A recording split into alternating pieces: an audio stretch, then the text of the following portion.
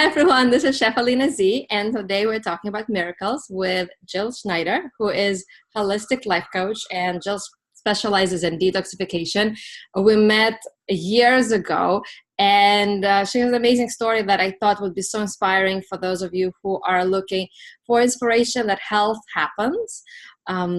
This is a miracles video and miracles podcast. So for those of you who are listening, you can go on YouTube and watch and see how radiant Jill is. Wait until you find out how old she is. She's amazing. And I want you just to be reminded that these things happen to regular people. Jill does not meditate in Himalayas for 20 hours a day, and she lives in a real world, and health is possible. Radiance is possible. So let's hear from Jill, her story. How are you? How's everything going? Tell us everything so that people can get inspired. That's the purpose of the podcast. Well, that's why I'm here. I am absolutely inspired every morning of my life. I wake up, I get out of bed, I'm breathing, I'm saying, thank you, thank you, thank you. I am breathing, I'm alive. Oh my God, all the stuff I have done in my 73 years, in 2 weeks, 73, going hiking in Italy for a month. But it's about mojo. It really is about this mojo. And I have always had this mojo. And why would I let this mojo go? That is a question, because people, when we're born, we're little kids and we have mojo, we have this power, we do things, and then where does it go? It's still with us, but it's sitting there dormant. And you're such an inspiration to remind people that you don't have to let it go. You don't have to lose it. And I know in your personal story, I want you to share with everyone what happened to you when you were younger and someone was about to take your mojo, but you didn't let them. Oh, nobody takes my mojo, baby. No. I love that. I love it. Look at her energy. Those of you who are listening, you have to see her on YouTube. She's amazing. Oh my God. I am so grateful because, all right, so I'm 29 years old at the time, 1975. I go for a regular gynecological checkup. The doctor tells me the results do not look good. We have to do another test. They do 2 tests. They come out conclusively malignant. Number 5 on a pap test. Number 1 at that time was normal. Number 5, 2 different pap tests. This was in Miami. And at the same time, this is how life is so amazing, because at the same time, I was studying Chinese medicine. I was taking an introductory course in the theory of Chinese medicine. And I went to the professor as soon as I found out that I had this going on. And he just looked at me. He said, well, there are things that Chinese theory of medicine can share this information with you and you can run with it. And I said, I'm ready to run. I don't even want to go back to that doctor. He slammed the door in my face when I said to him, I'm going to take care of this myself. I mean, talk about a cocky little woman, like I'm not even, well, I've shrunk, but I was like 5'3.5" at that time. I have shrunk. I hate it. But I just walked away. I have a brain. I used my common sense. I had been a kindergarten teacher for a number of years before that, and boy, did I have common sense. And I just walked away. I went immediately to what the professor recommended that I start eating. I was a vegetarian, but I was not a good vegetarian. I was a white flour, white sugar vegetarian. I had been living in ashrams from the time I had been in India. And then I came back home to New York, and I had just moved to Miami when I got this diagnosis. He wanted me in the hospital the next week. Oh, wow. And he wouldn't leave me alone. His nurses were calling me constantly when I just didn't want to go back. I didn't trust him. I didn't see the point of it. It just didn't make any sense to me to cut something out when this human body can fix itself if you put it in the right atmosphere mind, body, spirit. I knew it. I understood it. Yes, meditation was very important. I went to the macrobiotic people at that time. They put me on a very clean vegan diet. It was a vegan diet. It was cooked. It wasn't raw vegan, but 10 days, actually, I sat in meditation and I ate brown rice for 10 days. I chewed every bite full. I breathed. I meditated. I relaxed. I thanked God for this diagnosis. Wow. How many people will do that when they find out that they have cancer? They make a couple of big mistakes. Here's the biggest mistake they made. And I didn't make that mistake. For some reason, I said, I'm not telling anybody about this. A couple of good friends maybe, but I'm not telling my family. I'm just going to go through the protocol of Chinese medicine, which was acupuncture, the macrobiotic, vegan diet, quit very, very, very stressful job, working as an activity director with the mentally ill in a halfway house. Oh, wow. It was as stressful as anything in my life before or since. Quit that job, decided to just really rest and ponder my existence. Wow. I'm writing a book. It's going to be an audio book. It's called Latkes in the Jungle. Latkes in the jungle. How do you make latkes in the jungle? Well, it's because I've traveled all over the world. Last year I was in Honduras, in a village called Copan Ruinas, where there are Mayan ruins, thousands of years old. And the guy who ran the Airbnb was a Jewish guy from the Bronx. And he had to mention to me that not only was the Wi-Fi good in Honduras, in his little village, but that he trained his staff to make latkes. That is crazy. Oh my God. Wow, that's crazy. That's amazing. So anyway, I'm going to, and it's almost ready to be recorded.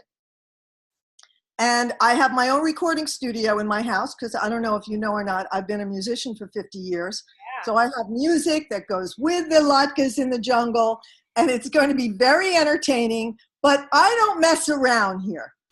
When I work with people, and I know you don't either, I mean, we're tough cookies. We really want to see change. And we are this way with ourselves, and we are this way with others. We just know deep down inside that to live in a sense of just common sense. What you put into your body matters. What you think about matters. Okay? People get sick physiologically, 3 things: dehydration, malnutrition, and exhaustion. Yeah. Okay? So my program covers that. Repeat those 3 because somebody cannot work with you directly, but they can just kind of think about it, the change, it's true. Change happens to people's bodies, whether it's positive and negative, because people get sick for a reason. If you remove the reason, if you remove the cause, not the result, not the symptom, but the cause, the result and symptom usually changes. And, absolutely. And I want you to repeat those 3 because they're so, so important. Dehydration, malnutrition, exhaustion. It's so true. And one big thing that I want to point out that I've heard in so many different healing stories, that's what you mentioned. You said that you had a very stressful job, the most stress you've ever had in your life. And what you had to do is you rested and you pondered your existence. And that is such a big difference that you made on the energetic level, because your thoughts talk to every single cell of how that cell is going to be developing. And I find that if people just start thinking about the stress level, and I know meditation is such a big deal, relaxing and getting in that state of beingness and pondering your existence is being instead of doing, and allowing. I think that is so huge, and you can start doing that right now. If you had a bad lunch and you didn't drink enough water, and you cannot drink water right now, you cannot hydrate, at least start thinking and being grateful for every single cell, and thinking of reducing stress, because everyone that I've heard about getting sick had something stressful happen, whether they knew it or not. Sometimes they didn't even know it was stressful, because, like, fish in the water, they don't know what water is, right? People don't know that is stress. And that's why I'm doing the podcasts. And someone said, hungry for miracles sound desperate. I'm like, well, this is for people who are desperate. Like, people need miracles. Everyone is hungry for miracles. And I feel people don't even see how bad things are sometimes until they see the light. And that's why I want to show them the light, that is possible. And you did it. Like, you actually stopped, quit, reset, rebooted, physically, mentally, emotionally. And how many years later? Now, you said before to me, they said you couldn't have kids if you had that surgery, right? Of course, it was a hysterectomy. Wow. And now you have a family. Okay, so tell us. How it happened was I did this brown rice fast for 10 days. I started eating some vegetables after that, with the rice, with the lentils, and a balanced macrobiotic program. And then after a month, I went back to another doctor, took another test. It had gone from a 5 to a 3. Oh, wow. Okay, number 1 is normal. So seeing that kind of progress in 1 month, wow. I'm like, way to go here. This is the way to go for me. And I'm just going to continue doing what I'm doing. And then I had an opportunity to leave the country and to go hiking in South America. Wow. And I did that for 5 months. In those days, 1975, no one had heard of Machu Picchu and Cusco and places like that. So I got to go to those places before there were any tourists. There were only archaeologists there. And I went with a friend. It was $5 a day if you stayed in someone's home, a little Airbnb that wasn't called back then. It was a little pension. And I brought a little pot where I could cook my own little meal of the brown rice, the beans, okay, and some vegetables. And I put everything together in the pot. And I would ask them if I could use one burner on their stove. And some of these places literally had dirt floors. Wow. It was very primitive. But wow. You see, talk about earthing, this whole new thing of earthing. That's really what I was doing. I was, I wasn't around asphalt. It was just, there were no hotels at Machu Picchu at that time. We had to take a truck, get on the back of a truck to go up that mountain to actually get to Machu Picchu. Wow, that's amazing. And for those of you who don't know what earthing is just being connected to the earth. Like, how many people are wearing shoes all the time? I know I wear shoes all the time, right? And they're not even around nature. Like, if you're living in a big city, where do you have a park where you can take off your shoes and actually get connected to the earth? And I have a park in front of my building. So sometimes I go out, take my shoes off, or go to the beach, put my feet on the sand. Just being connected to nature is so, so important. So, okay, so go on. I just want to make sure that people knew what earthing was. So after a few months, we ran out of money. I was taking herbs that some shamans that I met in my travels recommended. My friend, he spoke Spanish very well, so we were able to easily get around. And when I came back, well, the night before I took the plane home, or the day before, I had been in a hot spring in Venezuela. And I had taken mud, and I had put mud all over my body. And that night, I broke out in a rash and a fever. Very bad. And my friend, Mark, he was putting garlic on my feet and then socks, and I went to sleep. In the morning, I woke up. The rash was gone, the fever was gone, and I looked in my bag to see how much money I had left. I said, we have to leave today. We need to get back to the United States because I have run out of money. And he had as well. And so we just flew back. I took another test. It came out normal. Wow. So the whole thing was 6 months. Wow. But it's so amazing. And this is fascinating to me as I'm doing these interviews. It's like the last day. It's always the last day that you didn't give up. Like you didn't say, oh, it's still $50, let me go back. You're like, I'm gonna stick it out until the last day. And the faith, the amount of faith you have in yourself, and you keep going, you keep going. I feel like there's something there. I don't know what it is, you know, the universe, the energy, God, whatever we want to call it. It is something there that is magical, and you have to do your work. You can't just be like, okay, well, this is what I want. You have to do the work by whatever. I had no fear. And you had no fear. And I love how fearless you are. And that paid off. You know, you're 73, right? And you're hiking and you have a son, right? And 2 grandchildren. 2 grandchildren, because you had no fear. That is so amazing. I think that fear cripples so much. And, you know, I do want people to listen to themselves and listen to doctors and make their own decisions. I just want them to know that there's other possibilities.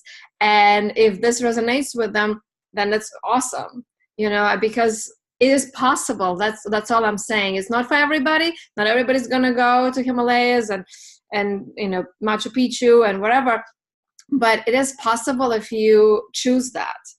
There's different life out there.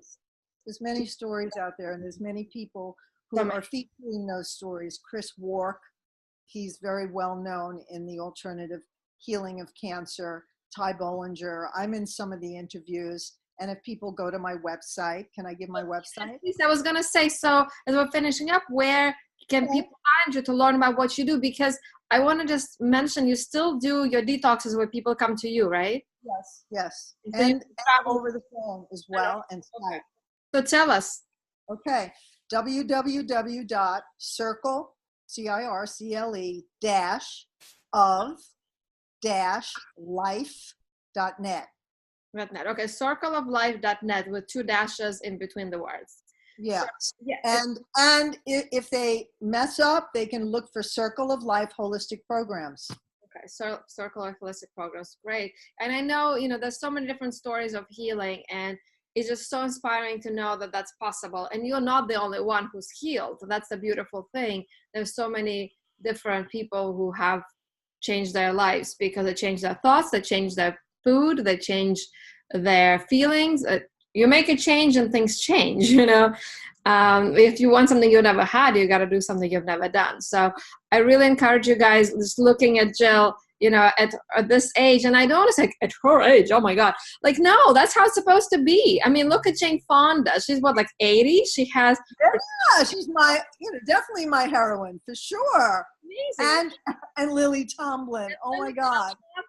You know, you see women change the world. But you know what? I want to mention something really cool, really quick. Somebody brought it up, and I read about this. Have you heard of the 4-minute mile miracle?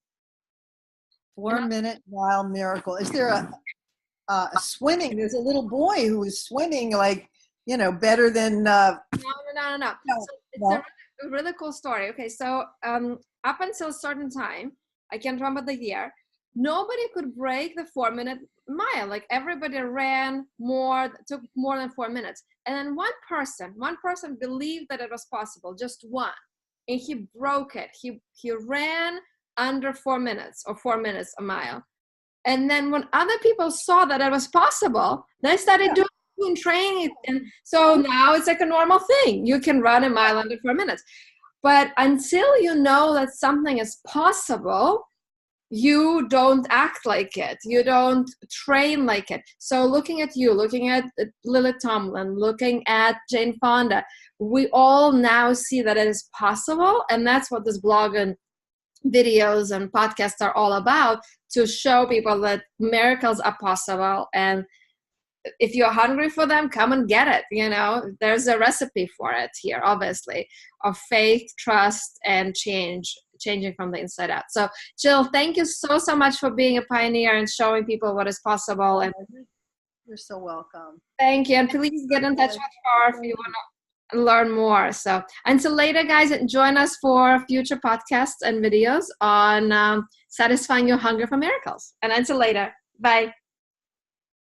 Bye, honey. Thank you.